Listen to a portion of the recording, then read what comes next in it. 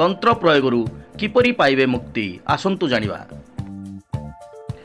संध्या समय रे गोटे लेंबू और 7टी लंका नहीं रोगीर मुंड उपरे 7 थर बुलाई दियंतु एवं रास्ता पार्श्व रे फोपाड़ी दियंतु। निंब और वस्तपत्रर माळ करी रोगीर बेकरे पकाई दियंतु। संध्या समय रे एहाको बाहर करी फोपाड़ी दियंतु। एहीपरि 7 दिन एही कार्य करंतु। किछि गोटा लुण सुखिला लंका और सरिष रोगीर दृष्टि बाहर करी नियारे जाली दियंतु।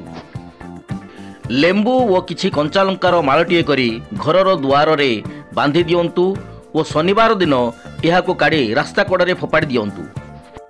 प्रतिदिन सकाळे रोगी तुलसी चौरा मूले जल अर्पण करंतु। रोगरू उपशम मिलिबो।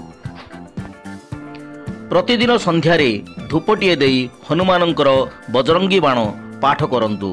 यह द्वारा रोग शीघ्र मुक्त होइथाय। संध्या समय रे धूप देई माँ वज्रकाळींकर मंत्र पाठ करंतु। समस्त प्रकार तंत्र मंत्र शक्तिर नष्ट होई आरोग्य लाभ मिलिथाय।